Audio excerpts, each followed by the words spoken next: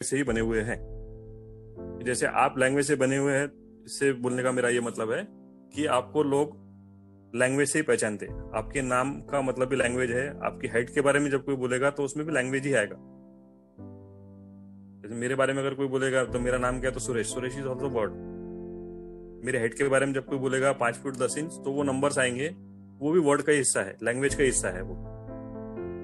ऐसे ही आपकी दुनिया में क्या सारी चीजें हैं, वो लैंग्वेज का हिस्सा है। आपकी लैंग्वेज में, सॉरी, आपके वर्ल्ड में खुशी है, जॉय है, ये वर्ड के हिस्से है। नाराजगी है, वो भी लैंग्वेज है। आपकी दुनिया में अंडरस्टैंडिंग है, तो वो भी लैंग्वेज है। आपकी दुनिया में तकरार है, तो भी लैंग्वेज है। वैसे आप जहां भी, जिस भी चीज के बारे में सोचेंगे, आपकी दुनिया में जो चीजें हैं या आप जो है, वो लैंग्वेज से ही बने हुए हैं। और यहाँ पर एक और सवाल है कि what is outside language. Language के बाहर क्या है? कोई बता सकता है कि लैंग्वेज के बाहर क्या है? कौन सी ऐसी चीज है जो लैंग्वेज के बाहर है?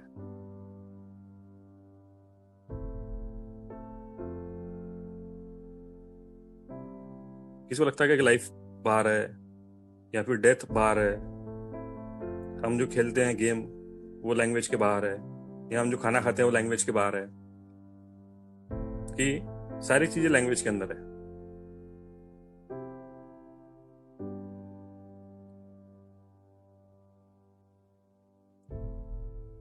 Okay, so here we conclude कि सारी चीजें जो है वो लैंग्वेज के अंदर ही है।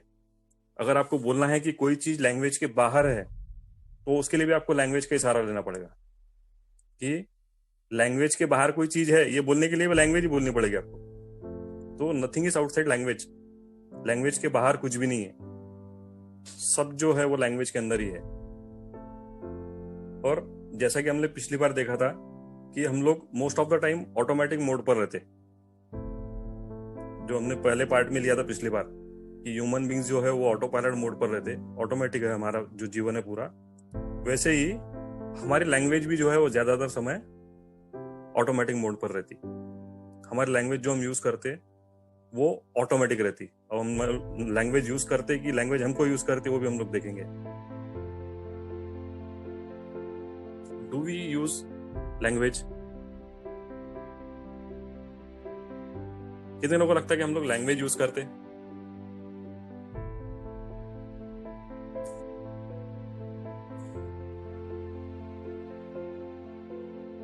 डू वी यूज लैंग्वेज और लैंग्वेज यूजेज अस? हम भाषा को यूज करते कि भाषा हमको यूज करती?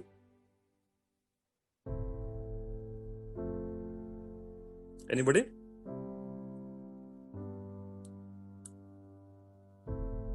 सो हम है ना आपके सामने एक पॉसिबिलिटी रख रहे हैं अभी। आप उसको, उस पर आपको विचार करना है कि हमारा ये बोलना है अभी कि लैंग्वेज हमको यूज करती है, क्योंकि हम लोग most of the time automatic mode पर रहते और हमारी लैंग्वेज भी ऑटोमेटिक रहती।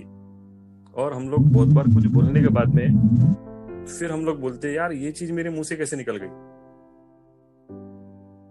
है ना। बहुत से ऐसे लोग हैं जो हैबिचुअल नहीं है गुस्सा करने के, लेकिन एक आध बार उनको गुस्सा आ जाता और उनके मुंह से कोई चीज निकल जाती, उस समय उनको ध्यान नहीं रहता। फिर जब कोई बोलता है यार ये ऐसा कैसा, बोलते हाँ ना यार, मेरे मुंह से ये बात कैसे निकल गई, ये शब्द मेरे मुंह से कैसे निकल गए। सो आपकी भाषा ने आपको यूज किया उस समय, राइट। सो हम लोग है ना दो प्रकार की भाषाएं बोल सकते। एक भाषा हम लोग बोलते हैं जो हमको पता है अभी, ऑटोमेटिक लैंग्वेज। ऑटोमेटिक लैंग्वेज कैसी है? वो है पास्ट बेस। इसका बेस जो है पास्ट है, पास्ट पर आधारित है ये। आप जो भी बोलते हैं उसका उगम जो है पास्ट से ही है। ये कॉम्प्लिकेटेड है। ये जो ऑटोमेटिक लैंग्वेज है वो कॉम्प्लिकेटेड है। इसमें मतलब हम सीधा सीधा बोलते नहीं है, ये ऐसा है वो वैसा है, ऐसा हो सकता है वैसा नहीं हो सकता, इस प्रकार की भाषा है। और ये डिस्क्रिप्टिव है। ये है ना डिस्क्रिप्शन देती, समझाने वाली भाषा है कि ये ऐसा हो सकता या वैसा नहीं हो सकता, ऐसा था। फोर्थ इज, इसमें इफ्स एंड बट्स है। इसमें अगर और मगर है। हम लोग सीधा सीधा डिक्लेयर नहीं करते इसमें। हम लोग बोलते यार देख, अगर मेरा है ना होमवर्क सही तरीके से सही टाइम पर हो गया ना, तो मैं तेरे साथ खेलने को आऊंगा या आऊंगी। और मैं यार बस वो पैसे लेके तेरे पास आ ही रहा था, मगर मेरे को दूसरा काम निकल गया। There is ifs and buts. फिर इस ऑटोमेटिक लैंग्वेज में हम जो दिन भर बोलते रहते ऑटोमेटिक मोड में, उसमें ब्लेम्स और कंप्लेंट्स है। इसमें दोषारोपण है एक दूसरे के ऊपर, ब्लेम्स है और कंप्लेंट्स है, शिकायतें हैं। सिक्स्थ इज कि इसमें जजमेंट्स है और इवैल्यूएशन है। हम जज करते रहते क्या सही है क्या गलत है, इसने ऐसा करना चाहिए था, उसने वैसा नहीं करना चाहिए था। और हम लोग इवैल्यूएट करते रहते कि क्या छोटा है क्या बड़ा है, क्या कम है क्या ज्यादा है। और सेवेंथ इज इसमें ओपिनियंस है। ओपिनियंस मतलब राय देना कि यार मेरे हिसाब से कि नहीं, उसने ऐसा नहीं करने को ना था, या मेरे हिसाब से उसने जो किया वो सही किया या फिर उसने गलत किया। Eighth is justifications. हम लोग सफाई देते रहते कि अगर कुछ हमसे इधर उधर हो गया तो उसमें हम लोग सफाई देते कि बस मैं ये करने वाला था लेकिन इसकी वजह से वैसा हुआ या उसकी वजह से वैसा हुआ, मैं करना नहीं चाहता था ऐसा लेकिन हो गया। ये हमारे ऑटोमेटिक लैंग्वेज का पार्ट है। नाइन्थ इज इसमें गुड बैड राइट रॉन्ग ये सारी चीजें भरी हुई है कि क्या सही है क्या गलत है, क्या अच्छा है क्या बुरा है। टेंथ इज शुड और शुड नॉट। इसमें ना फ्रीडम नहीं है, इस लैंग्वेज में फ्रीडम नहीं है। कैसे पता चलता है इन दो शब्दों से, शुड और शुड नॉट, है ना। हमारे जो टीचिंग फैकल्टी के जो लोग हैं, जो टीचर्स हैं हमारे साथ में है, तो उनको ये चीजें ज्यादा पता होंगी। अगर ऑब्जर्व करेंगे अभी कि उनसे मुझे ये चीजें निकलती है कि यू शुड नॉट, या यू शुड डू दिस, या you should not do that, है ना। You should keep quiet in the class और you should not make noise in the class. और ये कोई मतलब ब्लेम का पार्ट नहीं है। हम जो ह्यूमन बींग्स है, हमने बचपन से लेकर अभी तक के यही भाषा सीखी है। हमको स्कूल्स में कॉलेजेस में कहीं भी ये सारी चीजें नहीं पढ़ाई गई है। So there is no blame on anybody. सिर्फ हम लोग ये कहना पॉसिबिलिटी रख रहे हैं कि देखिए ऐसा है क्या, और सिर्फ फिर छूटने के मार्ग भी बताएंगे हम आपको कि कैसे बाहर निकलना है इससे। और 11th is your word has limitation to fit in. आप जो मुंह से बोलेंगे ना, तो आपकी जो दुनिया है, ऑकरिंग वर्ड जो आपका है, जो रोजमर्रा की आपकी जो दुनिया है, उसमें वो वर्ड फिट होने वाला होगा। हमारे एक पार्टिसिपेंट है अभी चालू क्लास में, तो उनको मैंने बोला कि यार ये पॉसिबल है क्या कि आपकी इनकम बढ़े। तो उनका जो ऑकरिंग वर्ल्ड है जिसमें वो दिन भर रहते, जिस दुनिया में, उसमें उनको वो चीज नहीं दिखी। तो उनके मुंह से जो शब्द निकल रहे थे उस दुनिया में फिट होने वाले निकल रहे थे कि यार मैं अगर एम्प्लॉय बढ़ाऊं तो एम्प्लॉय की पगार भी नहीं निकलेगी। तो वो जो वर्ड निकले वो उसमें फिट होने वाले थे। 12th इज आइदर और, या तो ये या तो वो, नो क्लियरिटी। और इसका जो बेस पास्ट है उसमें से एक चीज और निकल के आती, मोर बेटर और डिफरेंट। हम लोग दिन भर क्या चाहते रहते कि मुझे पिछले से कुछ ज्यादा चाहिए, बेटर चाहिए मतलब पिछले से कुछ बेहतर चाहिए, और कुछ अलग चाहिए मतलब डिफरेंट चाहिए। तो हमारे भाषा के ये सबसे बड़े हिस्से है कि मोर बेटर और डिफरेंट।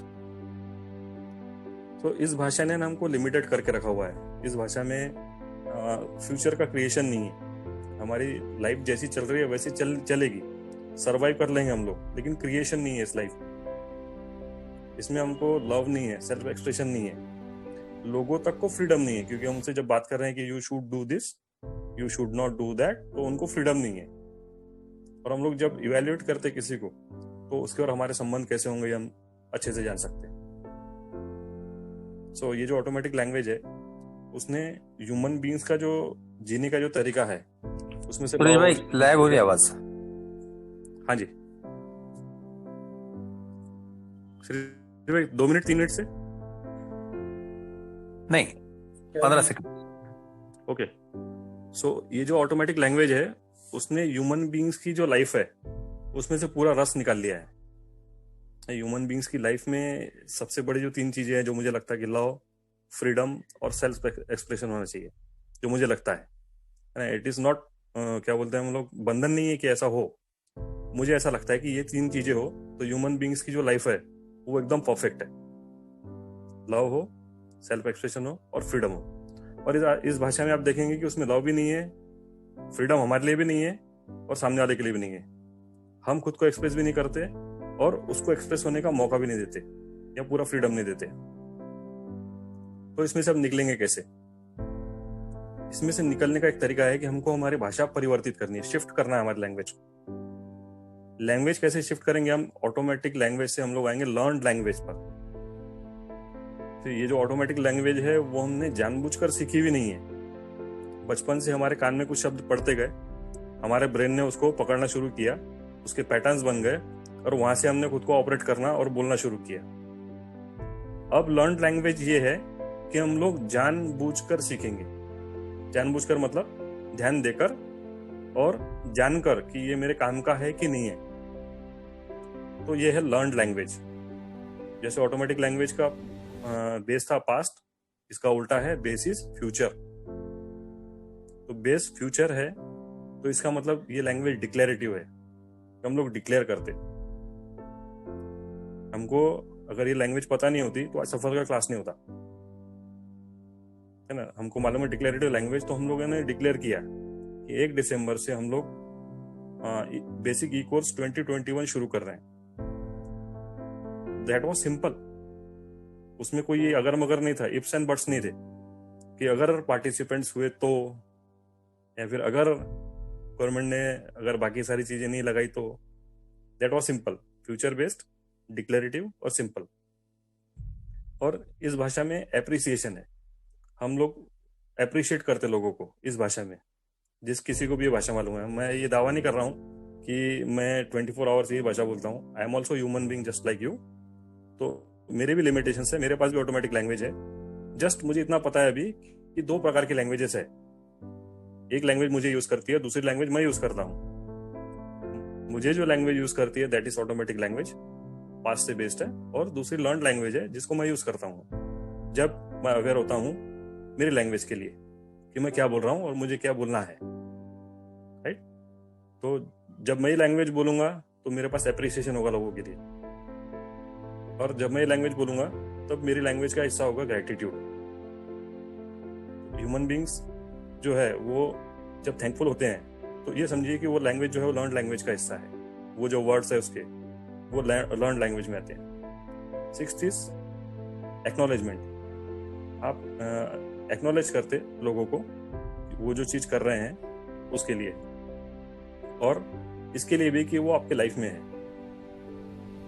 है ना। वैसे तो हम लोग ब्लेम्स और कंप्लेंट्स में जाते हैं, इसका उलट लर्न लैंग्वेज में है कि आप एक्नॉलेज करते ये व्यक्ति मेरे दुनिया में क्यों ही है, इसके उल्टा कि थैंक गॉड। और उसको हम बोलते कि अच्छा हो यार तू मेरी लाइफ में है, एक्नॉलेज करना।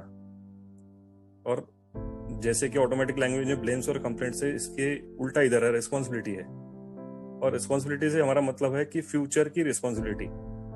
क्या हुआ दैट इज ब्लेम। क्या हुआ के बारे में बोलते रहना, एक दूसरे को बोलना कि ये तेरे वजह से हुआ है, मेरे वजह से हुआ, जो भी है। एक तो ब्लेम है या तो फिर खुद के लिए पछतावा है। इसके उल्टा यहाँ पर है रिस्पॉन्सिबिलिटी। अब बोलते ये जो हुआ सो हुआ, ठीक है, लेकिन यहां से मैं देखूंगा कि ये सब साफ कैसे होगा, जो भी मेस क्रिएट हुआ या फिर जो भी नुकसान हुआ उसकी भरपाई कैसे होगी, इसकी रिस्पॉन्सिबिलिटी मेरी। That is learn language. और लर्न लैंग्वेज का एक और पार्ट है कमिटमेंट। कमिटमेंट से हमारा मतलब है कि आपके शब्द का आपने पालन करना, दैट इज कमिटमेंट। आपने जो बोला वो आपने किया, that is commitment. Learn language का एक और हिस्सा है कंपैशन। कंपैशन मतलब करुणा। करुणा हम इस चीज को बोलते हैं कि किसी व्यक्ति को आप देखते हैं कि वो दयनीय स्थिति में है, आपको वो दिखता है कि यार इसकी जो स्थिति है वो मतलब दया के लायक है, तो उस पर अरे रे बेचारा यहाँ तक सीमित ना होके उसको उसमें से बाहर कैसे निकालना, उसके एक्शन लेना, दैट इज कंपैशन। जब समझो आपका कोई ग्रुप है, वो बैठा हुआ, समझो 3-4 लोग बैठे हुए हैं आप लोग, और सामने से भागते हुए एक बच्चा आ रहा है और वो गिर गया। तो आप में से एक ने बोला अरे यार क्या बच्चा है, ये कभी भी देखो गिरते रहता, राइट। लेकिन दूसरा हो सकता है कि कुछ और बोले, दूसरा बोलेगा अरे यार बेचारे को लग गया रे, राइट। फिर आप में से हो सकता है कि कोई उठ के जाए उस बच्चे के पास में, उसको बोले अरे बेटा तेरे को लगा तो नहीं, उसको उठाना और उसको ये बोलना अरे बेटा तेरे को लगा तो नहीं, दैट इज कंपैशन, करुणा। तो ये जो लैंग्वेज है वो है लर्न लैंग्वेज। करुणा उसका एक हिस्सा है। और हम लोग ये मानते हैं कि transformation is function of language. आप जिस चीज के लिए हमारे साथ में सफल में है ट्रांसफॉर्मेशन के लिए, तो वो लैंग्वेज है, और जिस डिग्री तक आपकी लर्न लैंग्वेज है उस डिग्री तक के आपका ट्रांसफॉर्म